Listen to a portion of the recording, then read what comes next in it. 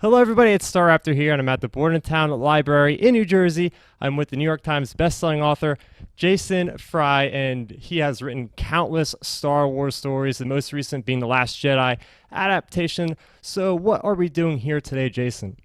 We're going to have a lot of fun here today. We're at Bordentown Library. We're actually doing two sessions. One is going to be for kids and another one for adults. And I'll be talking about how I got my start as a writer, what it's like writing Star Wars, and also talking a little bit about writing and storytelling.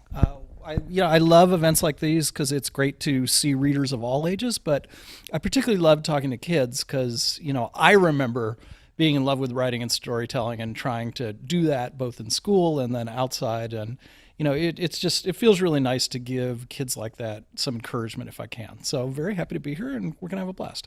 Oh, yeah, we're definitely looking forward to that. I've been into Star Wars since I was as young as I can remember, and that's one of the first things that got me to reading was Star Wars novels. So that's awesome that the tradition is continuing, and we're keeping that new generation coming up with reading with help from you. Definitely. It's awesome. So I want to get right into it with the Last Jedi novelization because I absolutely loved it.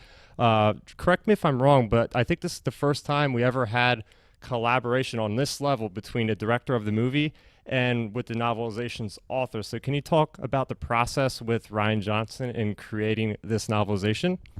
Yeah, you're right. It is the first. And I mean, we were really lucky to get to do that. And I can't say enough about how generous Rian was, both with his time, but also with his story and just being willing to trust me with it, which just meant an enormous amount. The way it worked is we really started off is Rian granted me access to all the previous iterations of the script, going way back to some things that were actually pretty different than the story you saw on screen. And he said, anything you see in there that you think would work for the novelization, feel free, give it a shot. So that was terrific and a great starting point for playing some different notes and being able to expand scenes, and also being able to understand the characters' motivations and backstories in a really interesting way. And then he and I, back in July, I went up to Skywalker Ranch, which was also a bucket list thing on its own. Awesome. Yeah. And we sat down for a couple hours and talked through the story and some of the characters, and talked about a whole lot of stuff. Everything from how to present some scenes that worked visually on the page, puzzling through some of that. Talking through some of the scenes that we already knew were going to be deleted. Why did they come out? That was a really good guide to see whether we could do something with it in the novelization. But also just chatting in general. And the greatest advice he gave me from that meeting was lift, not drag. He had said that he knew The Last Jedi was going to deal with a lot of really deep, heavy stuff and a lot of really spoiler, really fateful outcomes for some beloved characters. But he always wanted to make sure that it was still fun, that it kept that kind of Flash Gordon Star Wars feel. So lift, not drag is the way he called that. And I thought that was just such terrific advice that it was kind of one of my commandments in the novelization. Lift, not drag. So, what could I do? Could I extend dialogue, give us a little more humor? Could I, have some interesting bit of lore? Could I explore a scene from a different character's point of view, et cetera. So, even that little thing was just immensely helpful to me. Yeah, I definitely loved getting more into the characters' heads. That was just mind-blowing, some of the things that certain characters were doing, and kind of jumping off that point, now you explained about the lore. Now, I'm a huge lore nut. You guys that follow the channel, I do the weekly Star Wars canon roundup, basically where I talk about the comics, the novels, the video games, and so far, I think the novelization for Last Jedi, you hit it out of the park with all the references. There's some Battlefront 2 stuff in there. There's some Cobalt Squadron stuff in there. There's some stuff from Leia, Princess of Alderaan. Literally from every bit of the Star Wars galaxy, you are putting in this awesome work. Now, that is kind of with the help of the Lucasfilm Story Group. So can you kind of talk about what that relationship, the process between you and the Story Group is like? Sure. I mean, I'm glad you noticed that, but one of the things about all those references is, there shouldn't be a reference for a reference's sake in there. In every case, it was something that I felt would support the story. And But that said, I mean, I like to say that Star Wars is the world's best storytelling sandbox, and you're all in there together, and all of us authors, share our toys really well, and it's just a blast. So it was great to be able to reach out to novels, to comics, to video games. As you noted. And, how we did that was really a mix. I mean, I know that lore pretty well, so I had a lot of stuff in mind already, whether it was, we get to see Rose and Paige saying farewell in Elizabeth Ween's Cobalt Squadron. Let's just recast that scene here. To things like, with Phasma, we have Delilah S. Dawson's wonderful Phasma novel. Like, could I reference that? And then, so a lot of that kind of began with me, but also I had Story Group helping me. And that was really great, for instance, with, late in the process, we saw a chance to do a couple of Battlefront 2 nods, because that's, I mean, such a fun game and such a fun story. I love it. So, but it comes to something that I really love about writing Star Wars. So it's really a team effort. I mean, you've got people from the editors at Del Rey and Lucasfilm to the Story Group, et cetera. You're working with a net, and they're helping you out, keeping you on course, but also suggesting some fun things that could make the story richer and deeper. Yeah, it's really much appreciated. So I'm going to go back to kind of where it all started now. I mentioned at the beginning of this video, you have written so many different Star Wars pieces of literature. Just look at your wiki page. It's incredible. So where did it all begin? Like, where is the origin story for Jason Fry with Star Wars? Oh, it's an easy one. It was May 1977, and I was growing up on Long Island, and suddenly everybody was buzzing about this movie. And, not just, us kids who loved superhero movies and action movies, but our parents and your neighbor and just everyone. And, so we went, but it was the world before Star Wars. It really was. It's very strange. Neither can I. I have trouble going back. And, I was 8 years old, and, Princess Leia's ship goes across the screen, and then Darth Vader's ship, you see the beginning of it, and then it keeps coming and coming, coming. And honestly, by the time you saw the engines of Darth Vader's ship, I knew something had changed. I'd always loved telling stories. I'd always loved thinking about stories. But I'd never imagined there were stories like that were really fun and full of action and cool stuff, but also, had something deeper to them. You could sense these kind of deep well springs of myth, et cetera, below that. I mean, did I know that at 8? No, but I sensed it on some level. And it changed my life. I was a huge, huge fan as a kid. I never stopped being a fan. And eventually I was just lucky enough to get to start doing magazine work and role-playing game work. And then, anything they would let me do. All right. And how about like a typical day as a writer? Like, you wake up in the morning to when you go to bed. How does it function? I know not every day is probably exactly the same, but in like a generalized sense, how does it go? It really depends on what's going on. I mean, there are days where it's just, how many hours can I squeeze out of this day with eating and sleeping because I'm on frantic deadline. And then there are, days where you're sort of thinking about the next thing. But generally speaking, I get up around mid-morning. I have reverted to like teenage sleep habits. And so yeah, it's really great being able to do that. And then, kind of sit at my desk, read the news, wake up, deal with email, and then I'll write usually through till 5, 6 o'clock, whatever I'm working on, and then stop, watch the Mets lose, feel tortured about that, and then the funny thing is I'm a night owl, so I do generally go back and try to write late at night. I find that those hours typically are not very productive. I tend to go down like internet rabbit holes and not really get anywhere. So I'm trying to figure out how to make that better and try to figure out something better to do with those hours. But as you say, no 2 days are the same. Like, you get to do fun things like this at Bordentown Library, or,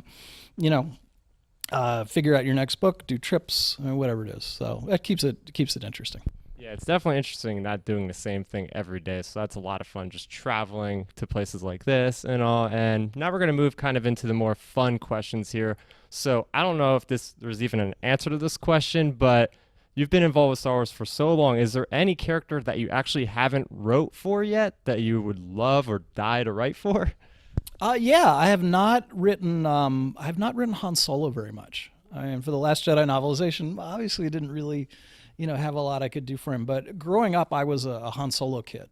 That was the character who really connected with me, and I would love to do that someday. But there are a bunch of other characters. Like I love Tally, this pilot from The Last Jedi, who was only on screen briefly, but just made such a great impression. And I'd love to do some backstory there. But also I've gotten to write Paige Tico. I've gotten to write Rose, Luke, Princess Leia. I mean, just if I can see Star Wars and hear the John Williams music in my head, I'm pretty happy with any of it. Definitely. So you must be pretty excited for the Han Solo movie coming out. If that's one of your favorite characters, how excited are you for this movie coming out? I am. I really am. I do have a book connected to it, which unfortunately I can't talk about yet. But that was a lot of fun to do, and I mean, just how it is. The trailers and all the ads. I've gotten more and more excited. And I can't believe it's only a couple weeks away. It's crazy. I think the premiere is actually this Thursday, so some people might be seeing it by the time this video goes live. So we're going to move over to alien species. Favorite alien species, because again, you've written a lot of different aliens over the years. Oh, just how can you pick? I mean, Wookiees are enormously fun. We'll get to see early adventures of Chewbacca pretty soon. The Porgs, who doesn't love the Porgs? Hutts are always fun. I'd love to do something else with Hutts. I've thought about that, like a kind of Ripley's Game style Jabba the Hutt novel. Maybe that could be fun. Yeah, I see you have written some Clone Wars stuff, so I know there's a lot of Hutts in the Clone Wars for sure. So next thing I want to do is dark side or light side, go. Oh, I'm light side. I mean, I have my dark side tendencies. I think we all do, but it's a story about trying to be a hero and make the galaxy, or at least the world, a better place. So I do my best. Definitely. So we're going to move on over to, you've written for every era of Star Wars, the prequels, the original trilogy, the sequel trilogy. Do you have a favorite?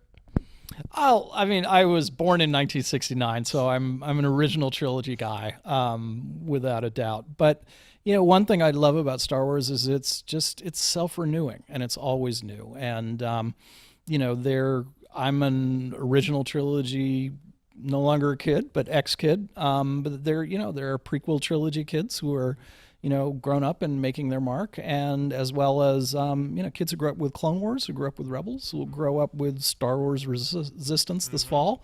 And that's one thing I love about it is every Star Wars generation has kind of an entry ramp into this big saga, and I hope it's always that way. Yeah, that's what's so great. Like you said, every generation has their own show. I was brought up with the prequels as a 90s kid, but yeah, we got especially Resistance coming out. And we're gonna just kind of close with here. You did mention you can't say anything about the Han Solo book you're writing, but is there anything else that you might be able to talk about a little bit more that you have upcoming in a couple months, or?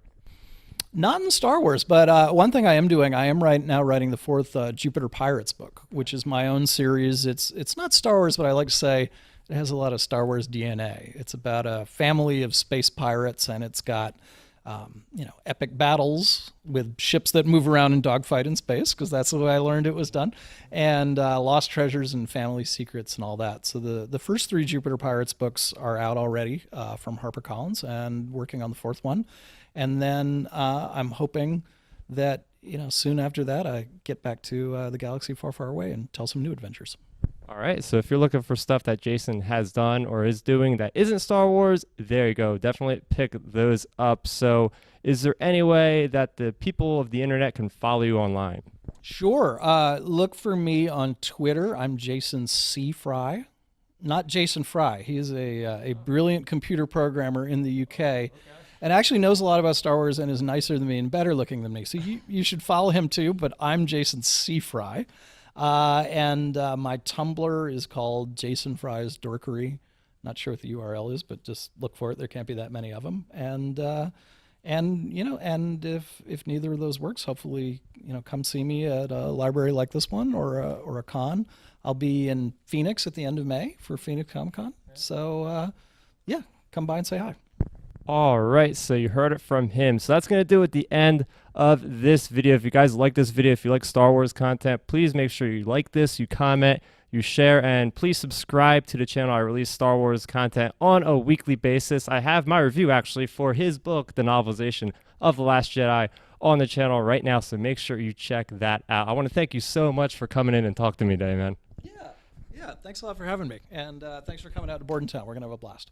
All right, that's going to do it for me, Starrapter, and may the force be with you always. Thanks for checking out the video. Please hit that thumbs up symbol. It helps me know that I'm making content that you guys enjoy. And if you enjoyed this video, I also include 2 videos down below you guys should check out. And please consider subscribing to this channel. It helps support me, and it notifies you guys of when I get new videos up on the channel. You can also contact me on Twitter, Facebook, and Instagram at Starrapter.